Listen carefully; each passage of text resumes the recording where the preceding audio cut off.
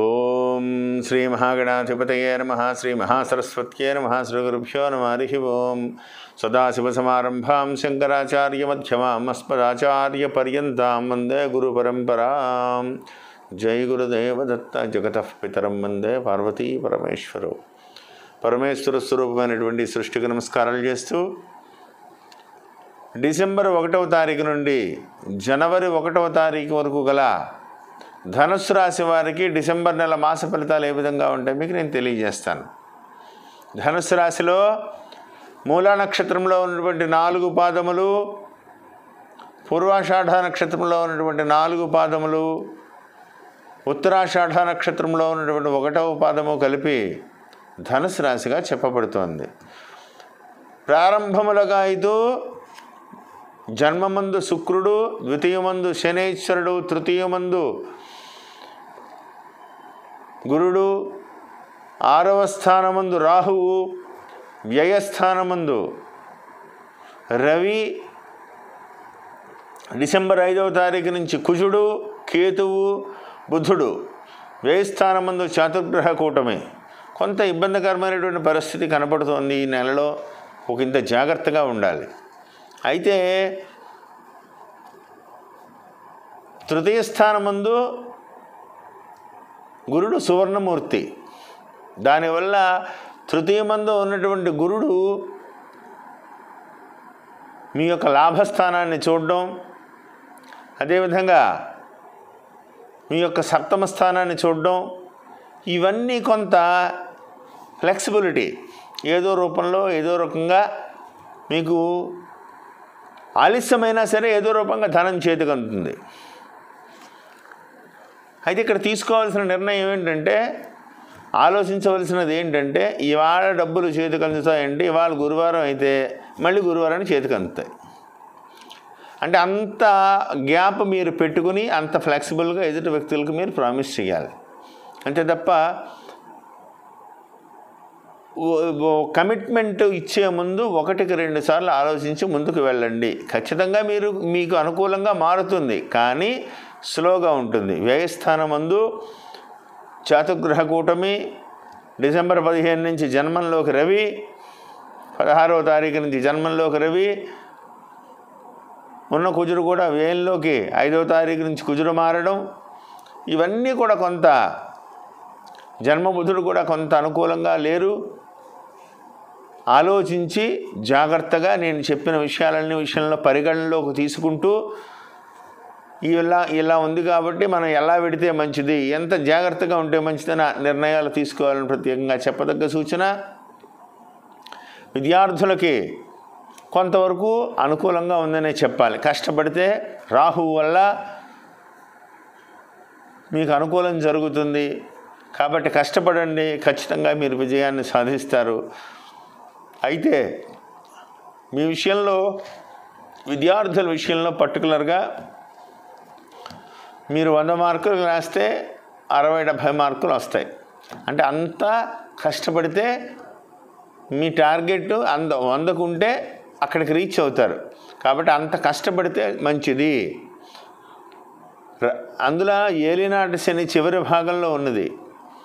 తుఫాన్ తీరం దాటే ముందు ఎలా ఉంటుంది, ఒక్కసారి ఊపేస్తుంది. అలాగే ఈ 6 నెలలు శని భగవానుడు వెళ్ళిపోతున్నారు. దానికి తోడు గురు బలం కూడా తగ్గింది. కాబట్టి ప్రతి విషయంలోనూ కూడా విద్యార్థులు ప్రత్యేకమైనటువంటి శ్రద్ధ పడితే కానీ మీరు విజయాన్ని సాధించలేరు. వ్యాపారస్తులకు అతి సామాన్యంగా ఉన్నది. జనవరి 15వ తారీఖు వరకు కూడా చాలా ఇబ్బందికరమైనటువంటి పరిస్థితులే. వ్యాపారస్తులు సాహసోపేతమైనటువంటి నిర్ణయాలు ఏమాత్రం చెయ్యవద్దు. ఏమవుతుందిలే చూద్దామని పెట్టుబడి పెడితే పోతుందని మీరు ప్రిపేర్ అయిపోయి డబ్బులు పెట్టండి. అంతే తప్ప స్పెక్యులేషన్ పనికిరాదు, ట్రేడింగ్స్ పనికిరావు. ప్రతి విషయంలోనూ కూడా చాలా జాగ్రత్తగా ఉండాలి. ఆలోచించి నిర్ణయాలు తీసుకోవాలి. పెద్దల సలహా పాటించాలి. వ్యక్తిగత జాతక పరిశీలన ఒకసారి చేసుకుని ముందుకు వెళ్ళండి. మీరు 100 రూపాయలు చేతికి వస్తే 1000 రూపాయల ఖర్చు కనపడుతుంది. అంటే ఎక్కడి నుంచి తీసుకొస్తాం అంత ఖర్చు. అంటే అప్పు చేసే మీద పడిపోయేటువంటి పరిస్థితి.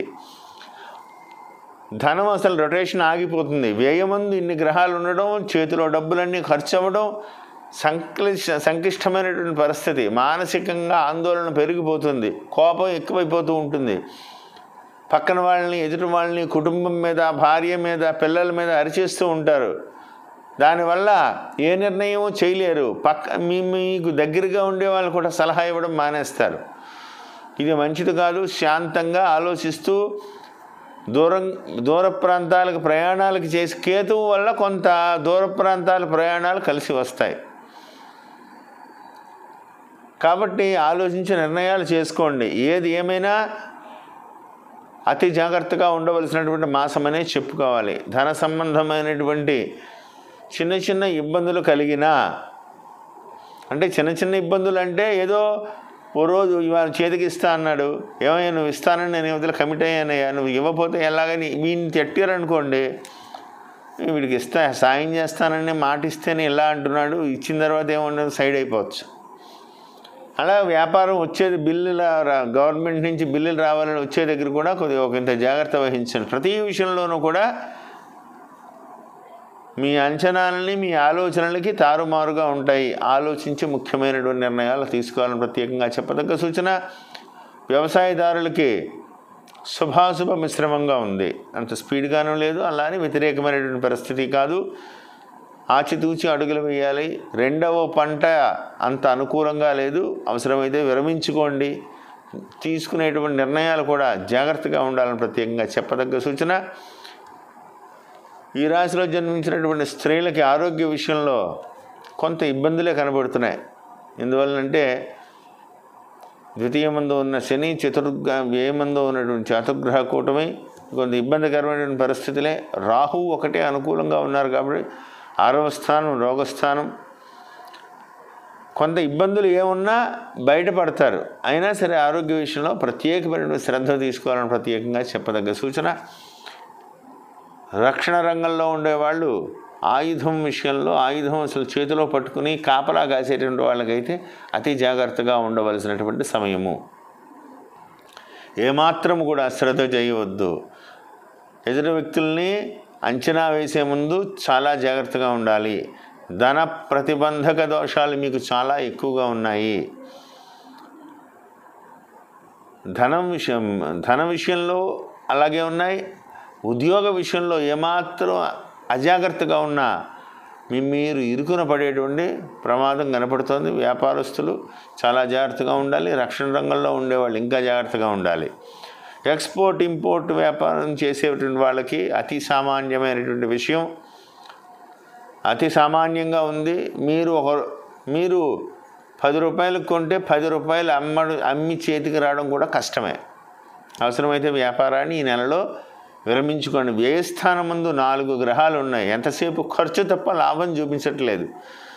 కాబట్టి ఆ దిశగా ఆలోచించి ముఖ్యమైన నిర్ణయాలు తీసుకోండి. ఏది ఏమైనప్పటికీ కూడా పాపగ్రహ కూటమి వ్యయస్థానమందు, ధనమందు శనైశ్వరుడు ఉన్న గురుబలం కూడా మైనస్ ఉంది. అతి జాగ్రత్తగా ఉంటే సమస్యలన్నీ కూడా పరిష్కారం అవుతాయి. ప్రతినిత్యము కూడా ఆదిత్య హృదయం పారాయణ చేసుకోండి. మంగళవారం రోజున సుబ్రహ్మణ్యేశ్వర స్వామికి పంచామృతాలతో అభిషేకం చేయించుకోండి. ఒక గురువారం రోజున శనగలు దానం ఇవ్వండి.